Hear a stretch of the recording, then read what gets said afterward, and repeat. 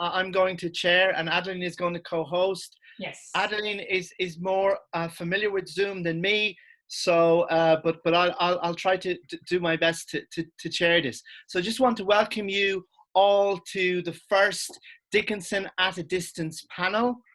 And we had a CFP, a call for papers, and people sent us some wonderful papers.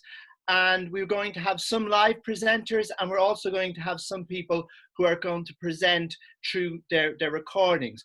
So just to remind everybody to turn off their microphone, to remind everybody that this session is recorded and will be available in Dropbox later if anybody wishes to view it again, or if people have missed it. Just to remind you that we will take questions in the question and answer session, and please use preferably the chat function. So we've got 6 speakers, and each of them are going to speak for 5 minutes. Some of them are going to speak a little bit longer, but that should be fine. So I'm going to introduce them as I go along. And our first speaker is Cheryl Weaver-Amenta, and hopefully Cheryl is there. Cheryl? I am here, if you can hear me. Wonderful, Cheryl. Great. I'm here. Wonderful. Great to see you. Great to see you. So I will announce your paper, and then when you're ready, if you could present for 5 or so minutes, that would be great. So the title of Cheryl's paper is Disruptions and Futurity in 19th Century Women's Friendship Networks, Harriet Merrill's Spectral Presence in Dickinson's Early Correspondence from 1845 to 1847. So off you go, Cheryl, when you're ready. Okay, and I will try and keep this pretty limited. The paper is actually part of a larger project that takes a look at Emily Dickinson's friendship networks established at Amherst Academy and acquaintances that she made in Amherst. So I focus on Hattie Merrill in this paper, and it's actually grounded in a few things. So when you have the antebellum academy education, friendship networks among girls are very encouraged, and then those friendship networks experience disruptions post-academy. And so typically those disruptions are from one of 2 things: marriage, where you see this a lot with Emily Dickinson's correspondence with her Amherst Academy acquaintances and friends, that through marriage, then that epistolary communication stops, right? So they establish friendship networks through their epistolary correspondence, and then it ceases upon marriage, and in some cases, unfortunately, with death, which is a common occurrence. There's anxiety in epistolary communications at this time. There's contact kind of prefiguring death. Many letters start with a greeting asking about health, because there's always that tension and anxiety that the recipient will be deceased before he or she receives that letter.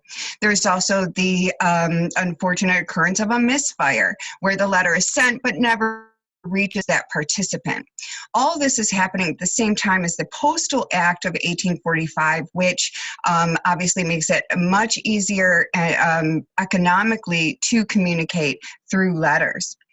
So Hattie Merrill, kind of shifting back to Hattie Merrill, she comes into this as part of, as I'm sure most of you know, on letter 11, Dickinson talks about her circle of 5: Hattie Merrill, Sarah Tracy, Abaya Root, and Abby Wood, and of course Dickinson. So Hattie Merrill's an interesting kind of presence here, because she makes an appearance, using Franklin's reconstructed letters to Abaya Root, she makes an appearance in letter 5 of February of 1845, where Dickinson writes that Hattie is making fun as usual, and then there's a postscript with Hattie's writing, sending her best to Abaya, a common practice of others kind of joining into the epistolary communication. Then she kind of disappears. There's an she abruptly leaves, and in May of 1845, in letter 6, Dickinson writes that Hattie's gone to Hartford, Connecticut, where she was born. In letter 8, in September of 1845, after the summer, she does say she receives a note from Hetty, but that's it. And then there are 2 letters from January of 1846, where Hetty and Sarah are referred to as lost sheep. And by the end of that month, Dickinson fears that she has lost Hetty forever, entirely forgotten. The last mention of the 6 mentions is in May of actually 1848, that apparently Hetty is supposed to kind of spend part of the summer back in Amherst. And then we kind of, those are really the only mentions. And so it's assumed, and Jay later writes about this, in his work, he writes that Hattie Merrill has gone to study somewhere else, probably the Pittsfield Young Ladies Institute in 1846, or that she's taken a position teaching or something like that, which would be reasonable to assume. But unfortunately, going back to those epistolary networks, the disruption is twofold in that Hetty actually does get married in 1851 to a man named Sam Noble, moves to Michigan, and then dies in 1853. And Sam Noble then goes on to marry Hetty's sister. Right after that, and then she also passes away. There's no record of how Hattie Merrill died, and there's no real proof or suggestion that she had any children. And so why I find this is particularly interesting, Hattie Merrill's an often kind of forgotten case and not too much attention is paid to her, but it's an interesting focus in taking a look at those networks and how they're disrupted. And so she's almost this kind of spectral presence in the extant letters to Abaya Root, taking a very different course and say Evie would have taken in her missionary work and marriage. And so again, this is part of kind of taking a larger look at all these figures and how they interconnect. And so in the interest of time, I will stop talking, but thank you very much for giving me this time to share my thoughts with you. Thank you very much, Cheryl. Thank you very much, Cheryl. So that was wonderful. That was a brilliant presentation. So our next speaker is Adalberto Müller, and he's going to speak live. And the title of his paper is Dickinson Latina, Imaginary Geography. So over to you. Adalberto, unless you want me to play the recording that I do have. No, I'm fine reading. Thank you. Okay. Hi, everyone. I'd like to thank to Elizabeth Petrino, to Poetic, and to Adeline for this innovative conference in the field of Emily Dickinson studies. I'm going to present a part of my essay to the upcoming Oxford Handbook of Emily Dickinson. It is called Imaginary Geography, Dickinson Latina. Can you hear me? Okay. Yes, perfect. This essay is an attempt to understand when and how was Emily Dickinson translated into Spanish and Portuguese, and how Emily Dickinson herself used geographical references, translating foreign elements into her own texts, just as she used foreign commodities in her everyday life. Such references belong to the very fabric of Dickinson's poems, participating in the process of meaning and expanding their boundaries in the same way that reception and translation expand her poetry abroad.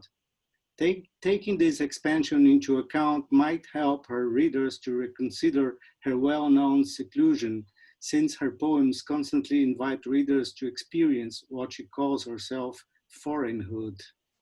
According to Rebecca Patterson, Dickinson's imagery are symbols belonging to fields of meaning that follows up the division of her poems into geographical regions. However, I believe that geographical references are rather transitive and fluid. They act as a medium in which meaning is processed and are therefore affected by the poem as well as affecting it. The naming of Swiss in Our Lives Are Swiss or Brazil in I Asked No Other Thing create images that cannot be evicted from the poem. In this way, geography functions as agency.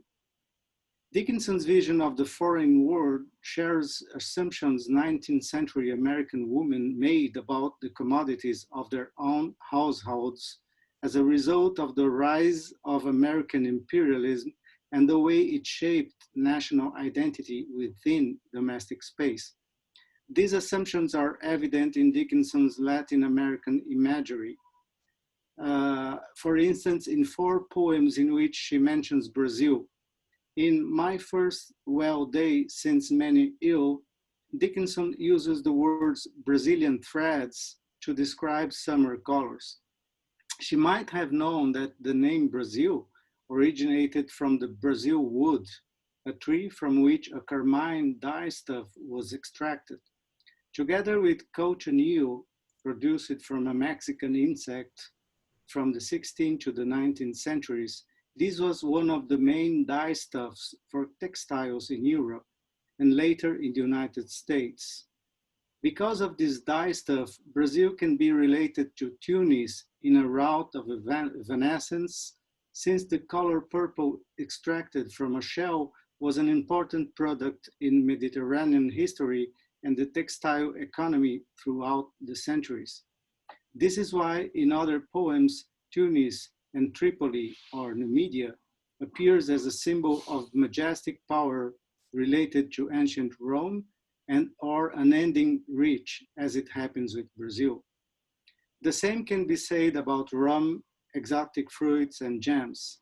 In other words, Latin America and the Caribbean had an everyday presence in the New England economy thanks to the expansion of American trade worldwide. From this historical perspective, we can understand the extent to which her poems are affected by the way American trade south of the border, often based on colonial exploitation, enabled a sophisticated and cosmopolitan way to life for New Englanders. So far, I believe it is possible to interpret geographical references in Dickinson's as being shaped by her reading and her normal day-to-day life. From the former, she may have inherited a schoolgirl naivete combined with a certain extent of exoticism, resembling her Orientalism. From the later, we can infer that no one, not even the most secluded 19th century American poet, is removed from the effects of transnational capitalism. To quote Marianne Moore's famous poetry, Dickinson's geographic references croak and jump as real toads in imaginary gardens. Thank you all.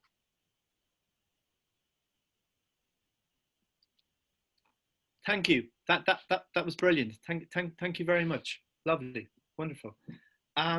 Okay, so our next speaker is Maria M Rivera, and her talk is called Immured in Heaven, The Distance of Love in European Begin Mysticism and in the Poetry of Emily Dickinson. So I'm going to try to share my screen with you, and hopefully, whoops, not that one, this one. Okay, so hopefully this is going to work. Tell me if you can see.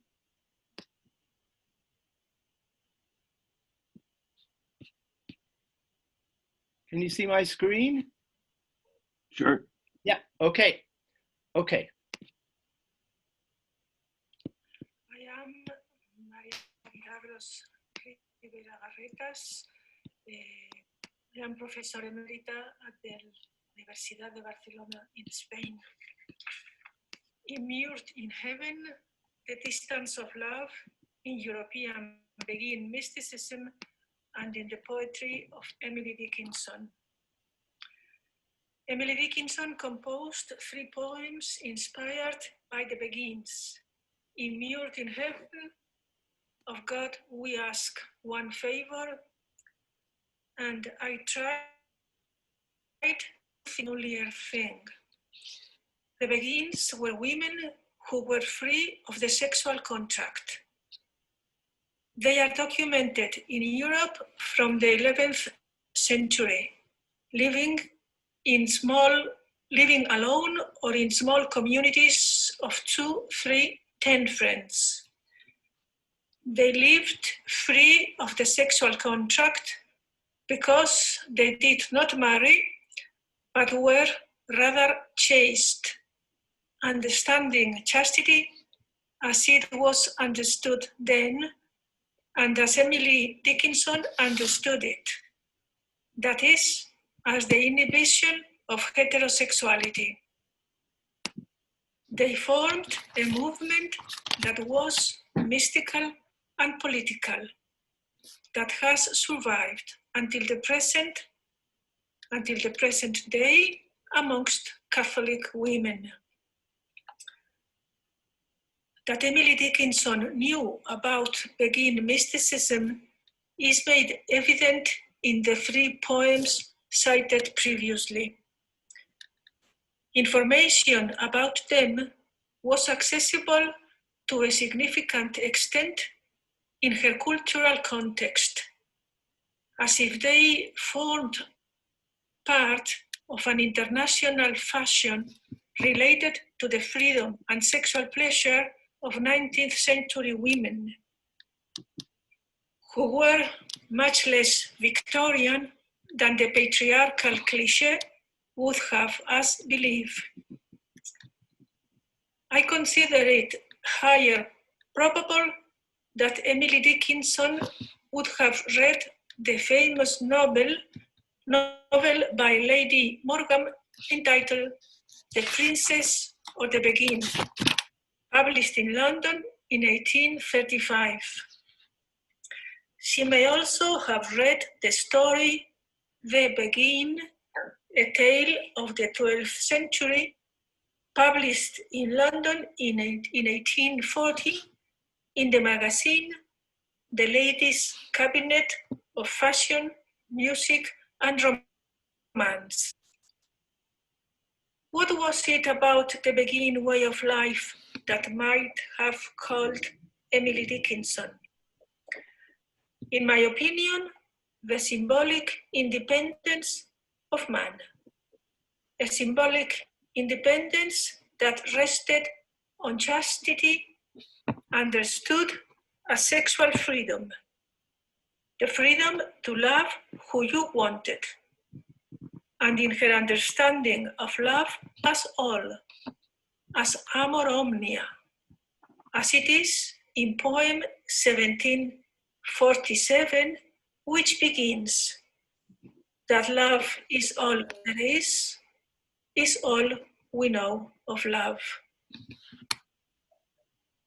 A letter of 1852 to Susan Gilbert testifies that Emily wanted to marry Susan and that she knew of the marriages between women documented since the Middle Ages.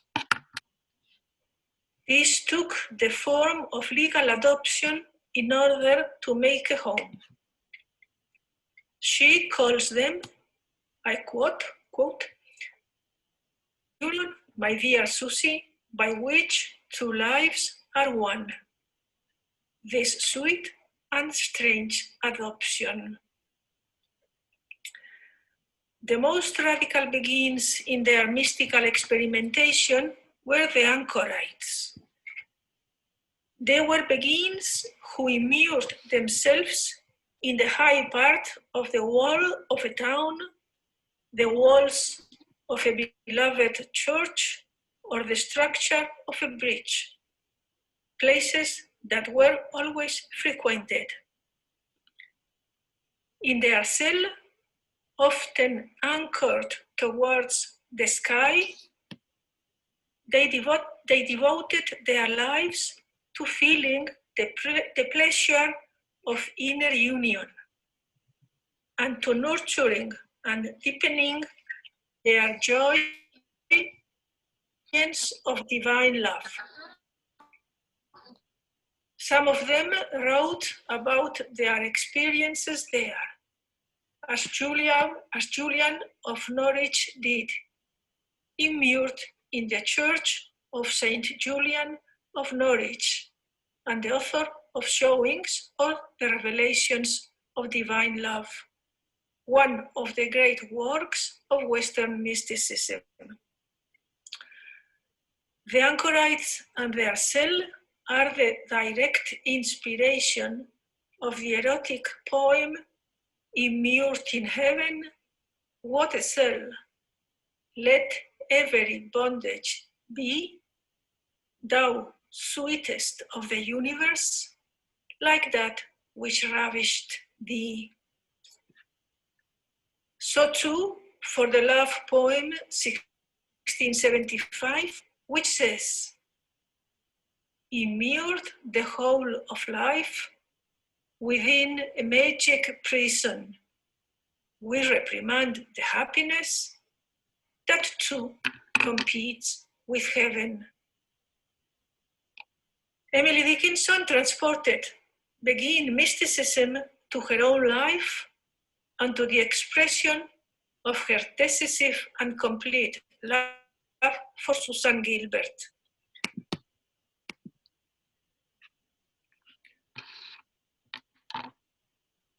Okay, sorry. I've just stopped it there because Maria and I agreed that we would stop it there, but we will put the full video hopefully on the YouTube channel. But I just needed to stop there just in terms of time. So we're going to move then to our next speaker, who's Julia Orr, and her talk is The Stillness in the Room, an escape room game and immersive Emily Dickinson reading room in virtual reality. So Adeline, are you going to be able to upload? Of course, yes. Julia, do you want to display the video, or do you want to do your presentation live? Let's do the video if that's possible. Okay, I'll do the video. So I'm going to share the video, which I previewed, and I'm sure you're going to love.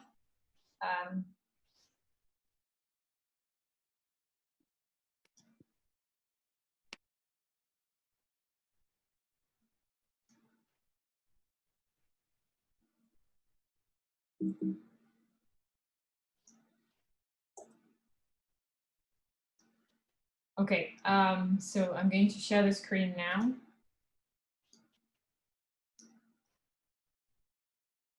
I hope the sound is okay. So this is Julia's presentation. Hi, I'm Julia Orr. I'm a PhD student in creative technology and design at CU Boulder, and I'm currently working on a virtual reality game called The Stillness in the Room.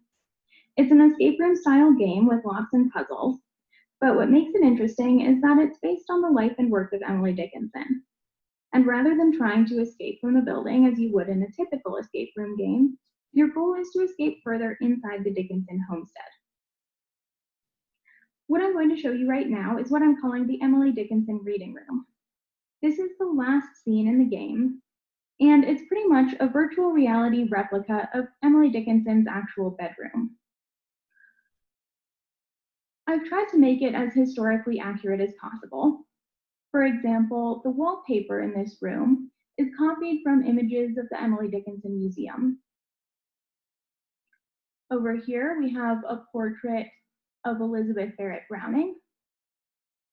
And on this wall, we have George Eliot. Over by the fireplace, we have this painting by Emily's mom. So even if you can't make it to the Emily Dickinson Museum in person, you can still visit Emily's bedroom in virtual reality. But I also wanted to make this room more useful than just a game. And for that reason, I've turned it into somewhat of an immersive Emily Dickinson research environment. So I'll show you some tools that make this a little bit more useful. Over on the bookshelf, we have a bunch of Emily Dickinson's poems. You can pull them off the shelf and place them around the room.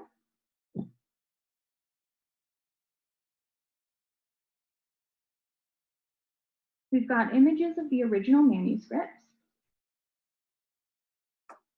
the text typed out, and some metadata. All of the images and text in here come from the Emily Dickinson archive.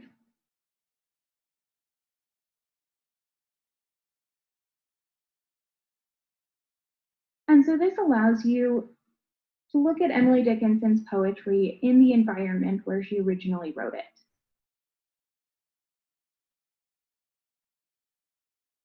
Over on this side of the room, we have some whiteboards, which you can use to take notes or write your own poetry or draw some pictures.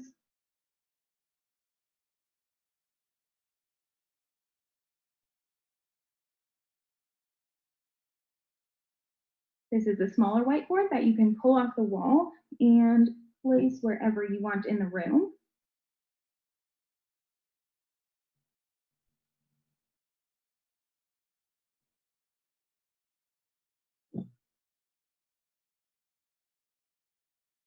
And when you have something you like,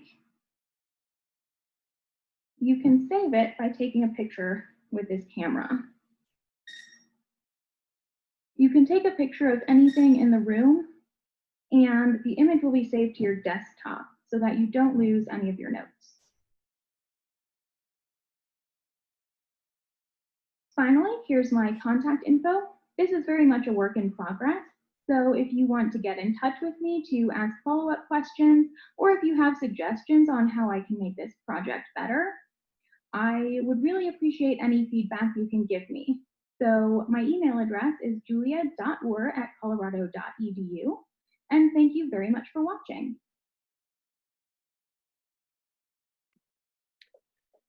Thank you very much, Julia. Thank you, Julia. Thank you.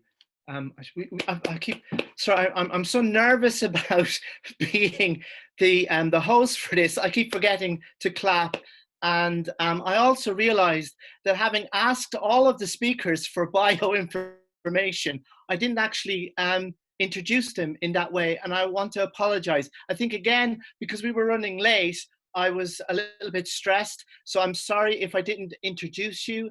And I could maybe introduce you a little bit later once all the papers are done. So I'm going to now share my screen, and we've got our penultimate speaker next, who is so I'm just looking for my is our Saucedo Dimas, and her paper is Translating Distance, Rosario Acosta Anoes, If I Shouldn't Be Alive. So I'm going to play her presentation now.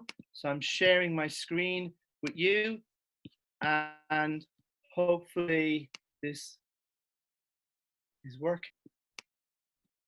And again, I'm apologizing again for not including all the bio information, which I did ask everybody about, but then was nervous and forgot.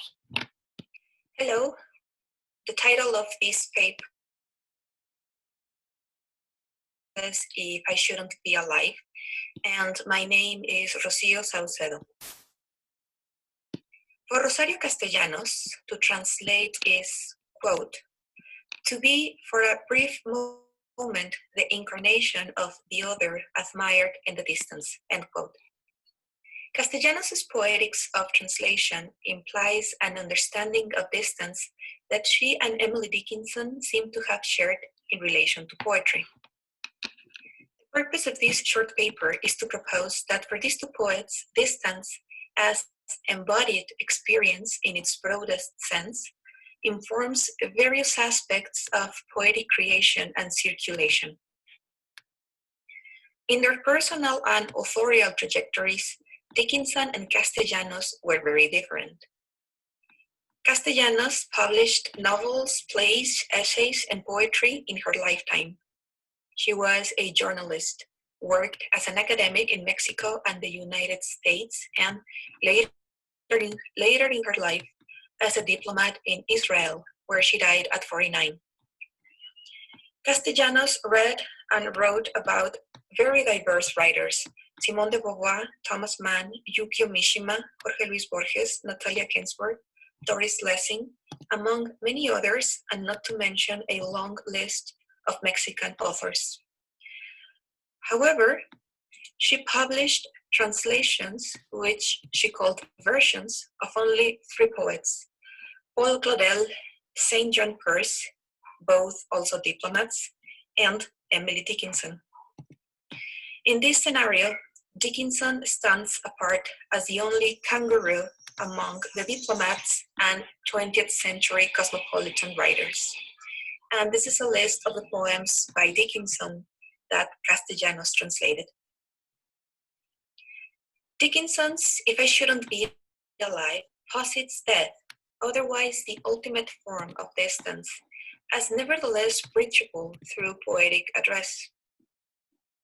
Thus, in the first stanza, springtime and the possible death of the speaker are juxtaposed. Then, through the phrase, a memorial crumb, the poem makes use of the trope of scarcity, not uncommon in Dickinson's work, to suggest transcendence, and in this particular case, poetic transcendence, which, as Mary Leppelholz and other critics have noted, is characteristic of Dickinson's classical period. So the crumb, even if minute, carries the memory of the dead speaker. In the second stanza, a further hypothesis is predicated on the previous one. If I die and you execute this act of generosity, I might not be able to thank you, but I will certainly be trying, and you will know. So distance as embodied experience, and in its different dimensions, spatial, temporal, affective, cognitive, interpretive, etc., is not only an obstacle or a resisting force in these and many other poems by Dickinson, let alone her letters. It is the very condition of possibility for the production of poetic meaning and effect.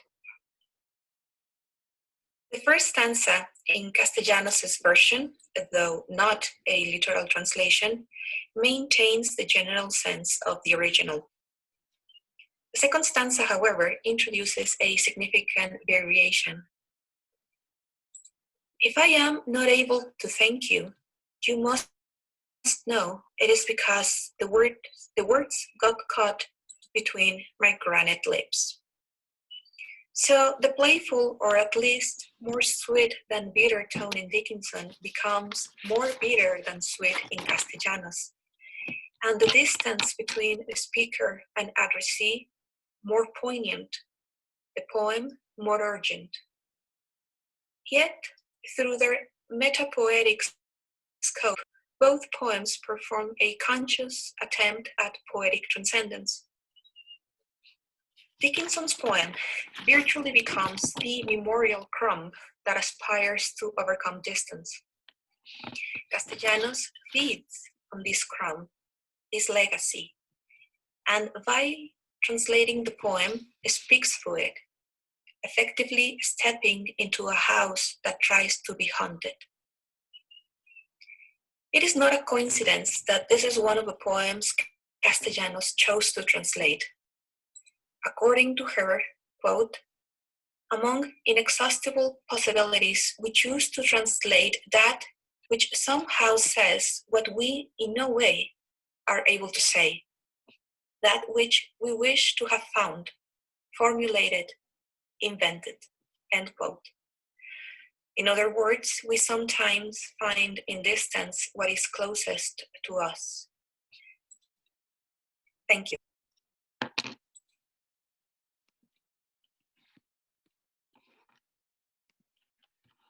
Thank you very much. That was a powerful presentation. So we're going to have our last speaker, Joby Thomas. And are you going to speak live, or will we use your recording? Please play the recording. Thank you. Play the recording. Adeline, would you be able to play the recording, please?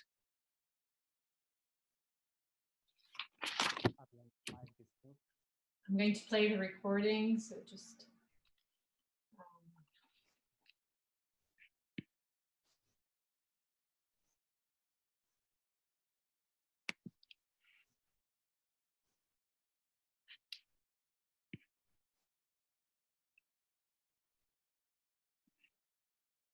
Okay, I'm going to share the screen and play Joby's recording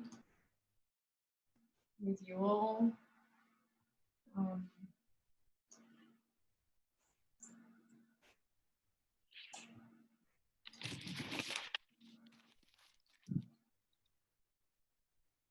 Hi, everyone. First of all, I wish to congratulate and thank the organizers for bringing together Dickinsonians from far and wide. Today, we are discussing the theme, Dickinson at a Distance. Emily Dickinson's long self-quarantine has been gaining relevance in our society with regard to her life and social involvement. Contrasting and even contradicting views exist among her contemporaries as well as later critics.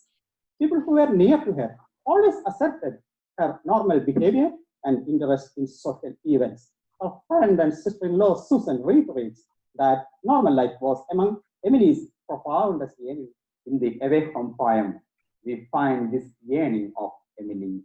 She finds it difficult to adjust with the nostalgic distance from her home, like the parents who cannot forget their children's faces even though the children have moved away. Absence from society was not her luxury. She always wanted to be with her own, but she takes up the more ascetical choice of staying at a distance. Her withdrawal was gradual and total. That society considered her like a myth, and debates took place whether or not she was sane or insane. Dickinson asserts the normal behavior of Dickinson. During the annual party, her father used to arrange for the renowned personalities of farmers, where Emily emerged from her wanted retirement and did her part as a gracious hostess. Views of Theodore Ward and John Crowe Ransom are also relevant in this regard. There are views of people like Mrs. Bingham, who considers Emily's gradual withdrawal as a natural response to her surroundings. Thomas Johnson thinks it was part of stratagem rather than eccentricity. Majority of critics agree with William Sherwood's observation that Emily's sensibility was a coherent and consistent one. Emily considered her poems were letters to the world, but never wrote to her. Her life was more like her own poem, J303, that the soul selected the society, then closed its door. Sitting in her home, she could travel to Italy, Brazil, India, Alps mountains, and other remote areas via her poetry. She always wanted her special guests and friends to be entertained by her succinct notes and encapsulated poetical lines. Being at a distance, Emily was a keen observer and critic of the contemporary social life. Dickinson Homestead was among the prominent households of Amish. The news and details of events happening in society reached Emily on time. She responded in a unique manner to these reports of the society. For example, 1862 was the full year of American Civil War. We find Emily growing more recluse and starting to write huge number of poems. Her era of prolific writing starts in the same year of 1862. The data from the social events and experiences is calibrated to a higher level in Dickinson poems. Emily believed that a visual physique was not mandatory to render the communication. She wanted her poems to stand alone without reference to her personal life. She was sure that the future generations will be entertained by the combitless show of her poems. We live in an era which likes to decipher Emily Dickinson's poems and letters in an independent light without too much emphasis on the background, reasons, events related to the time of composition. This approach gives the poems power and beauty of their own. To conclude, I would like to bring an analogy between two of her poems.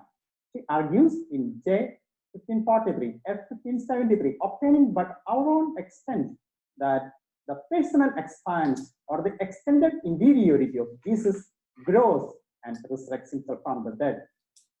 The poem J 290, F 319 of Bronze and Blaze tells us that the poet from a distant island would entertain the centuries to come with the splendor of her poetry. Comparing these two poems, we can analogously say that poems are like the extended interiority of Emily, which would reach out to engage, entertain, and communicate with the generations to come.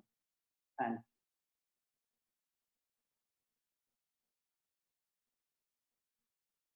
Right. Thank you, Joby and Warwick. Thank you very much, Joby. Thank you. And thank you to all the speakers, to Cheryl, to Adalberto, to Maria, to Julia, and to Saucedo and Joby.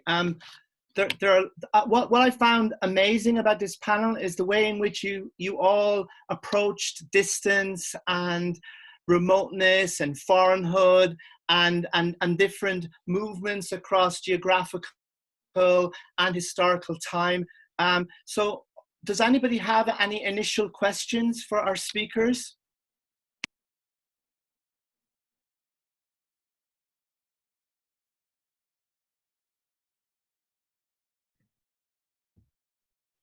This is not so much a question. Has a question. Oh, I see Jikta raised your hand. Jikta. Okay.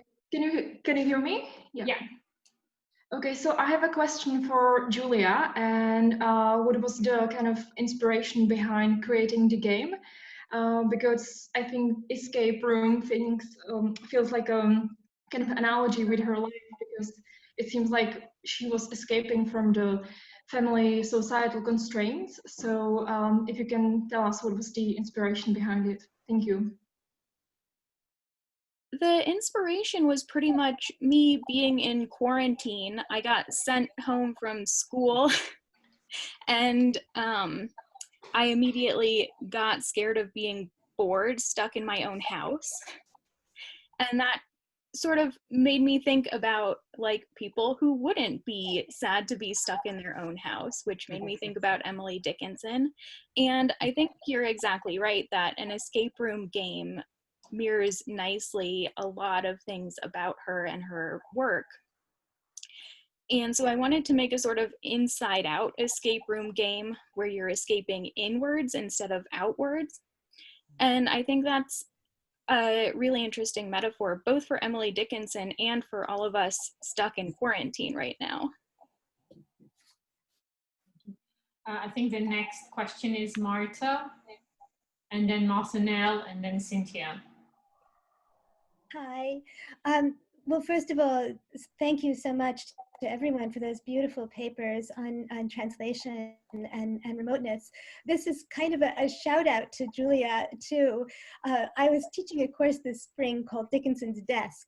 And one of the things we wanted to do is to build a virtual desk. And then right as we were on the point of doing that, of course, the school shut down. But I'd love to, the students were really into it, and they were particularly into it because of what it showed them about writing and emplacement and embodiment.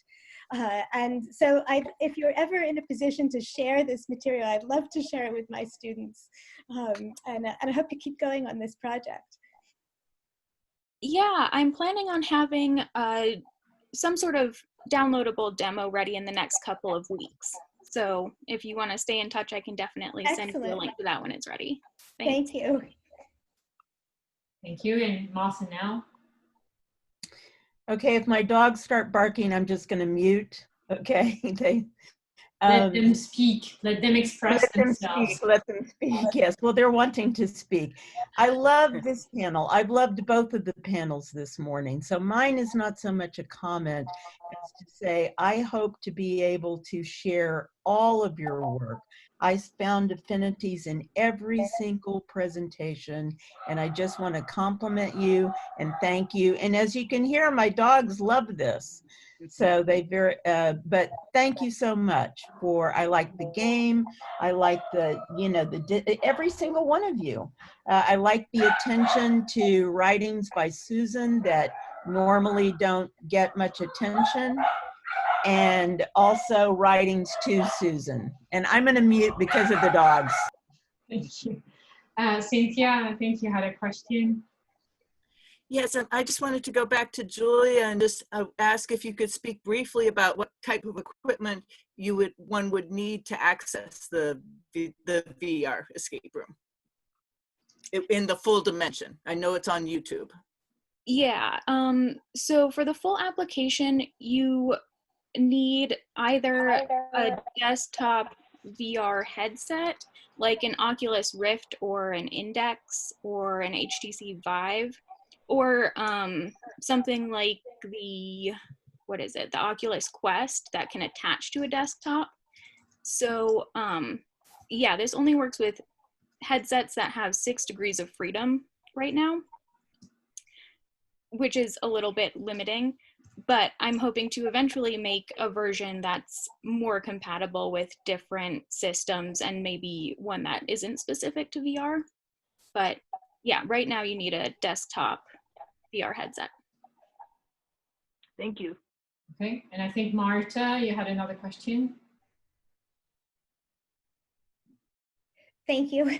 I think this question is directed to the first presenter. I think it was Cheryl, who was talking about Dickinson and the Postal Service. And I just wondered, because I've been doing, I just read a book on the post office in the 19th century, and I've been trying to trace postal road routes and things. But I wondered if you could perhaps speak a little bit about the degree to which Dickinson engaged in the Postal Service, because we tend to think that she didn't, but obviously she did. She didn't just send letters by private courier. She certainly used the postal system.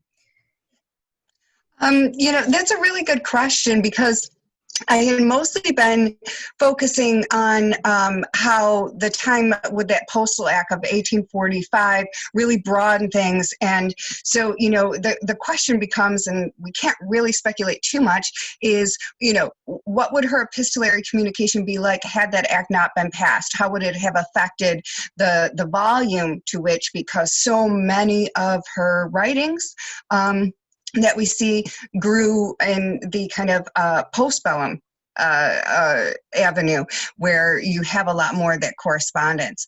So I'm not, you know, I haven't done too much. I've done more with the friendship networks and that sort of exchange so far with her education. So that's an area where I do want to kind of look a little bit more into the postal features of it, though.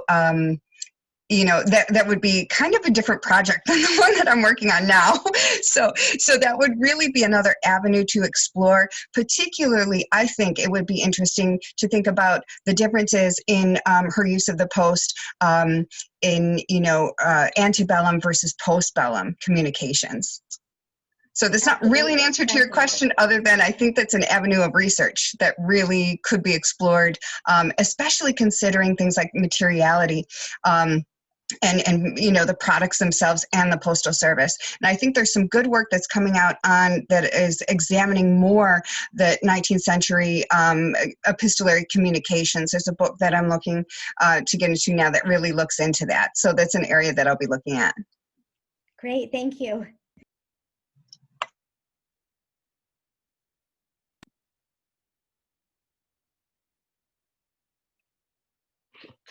Could I ask a question of the other four speakers?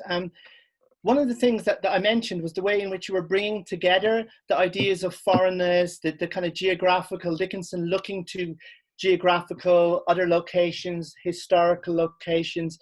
Is that something that we do too when we're separated from others, or that we're kind of reaching out to other communities in other locations, communities from the past? Would maybe the other three speakers like to say a few words about how their overall or work maybe feeds into that and builds on that? Because we have thought about Dickinson as isolated and remote, and on one level lockdown might have suited her, but on another level we know that she constantly reached out to the world, and in her poetry she draws on that imagery from the historical past and from geography. So maybe would the other four speakers like to speak to that?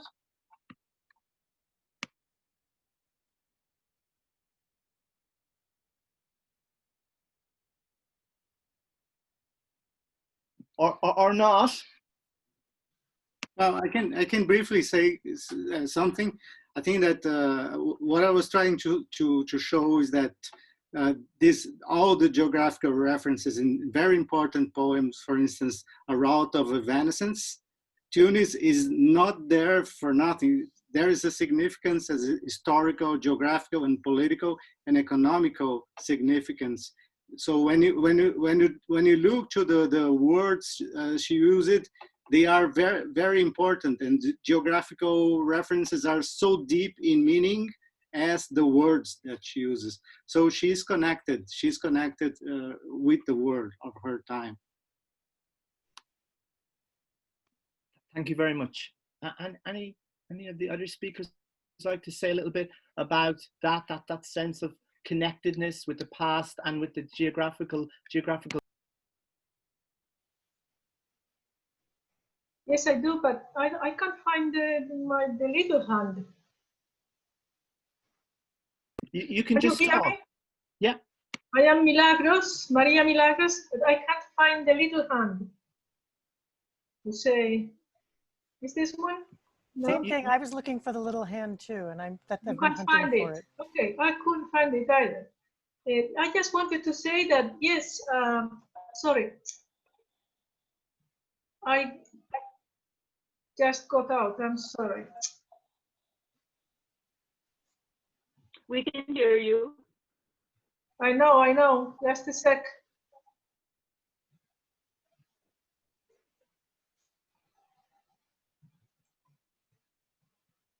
Sorry, here I am again. I just wanted to say that for me, Emily Dickinson, I mean, just I touched that little topic of the recluse of Amherst or the Amherst recluse, and I wanted to insist on it a little bit, maybe how she closed herself at home just to intensify her love experience and her poetic experience.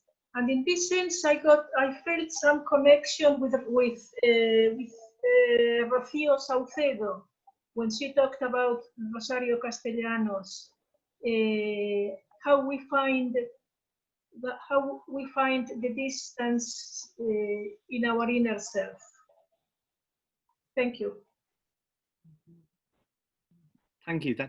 I like that idea of that intensification of the self. I really like that idea.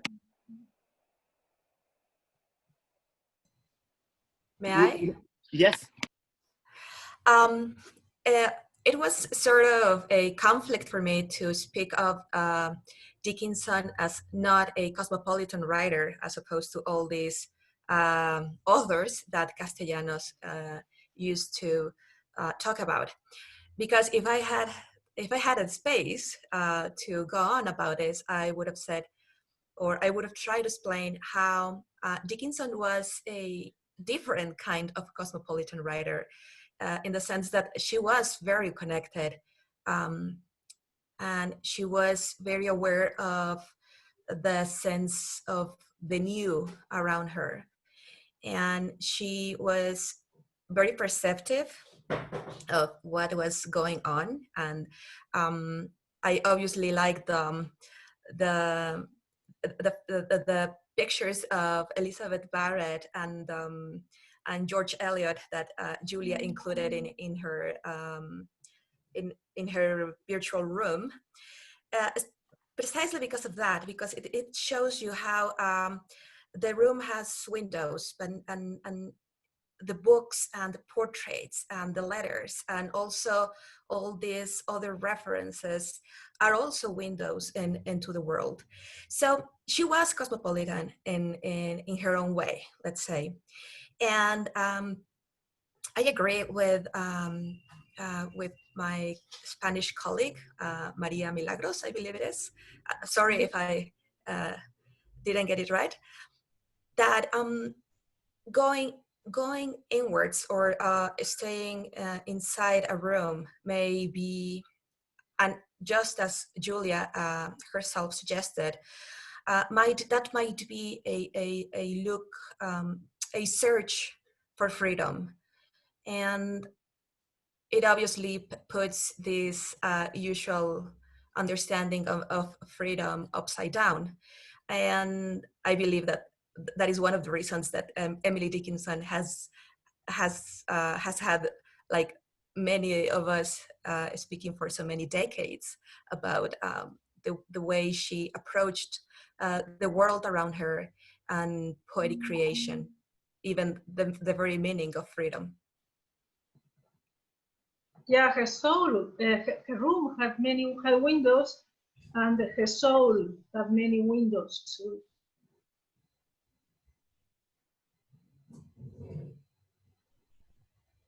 Brilliant. That was a great intervention. Joby, did you want to add?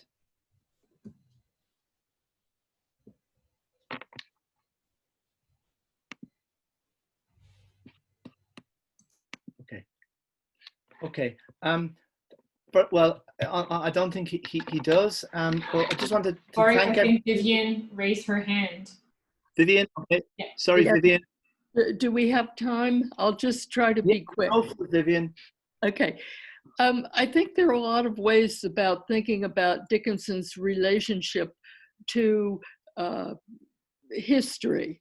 And one way of coming at this is to look at movements in the 20th century where poets, for example, Ezra Pound, Muriel Rukeyser, and others, want to have a poem that includes history. And what I'm thinking is that, of course, we're also interested in Dickinson's response to contemporary history. By contemporary, I mean in her time.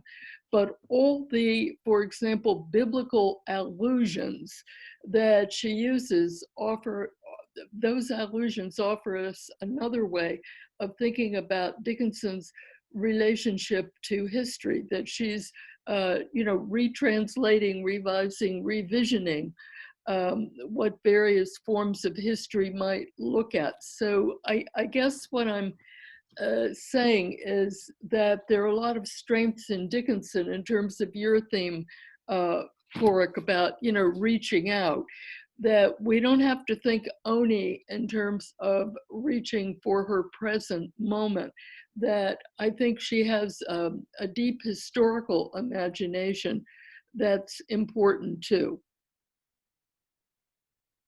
Thank you, Vivian. That's brilliant. Yes, I totally agree that historical imagination. Okay, we've overran a little bit. Apologies for not introducing people as I was going along. I'm really, really sorry. It's just a bit nervous. But can I just thank our 6 speakers, Cheryl, Adalberto, Maria, Julia, Saucedo, and Joby, for wonderful papers. And thank you all. Thank you all. Yeah, thank you so much. So you need to go out into the next Zoom section, yes, which is the chapters. Yeah. Okay. Thank you. Thank you. Thank you. Thanks, everyone.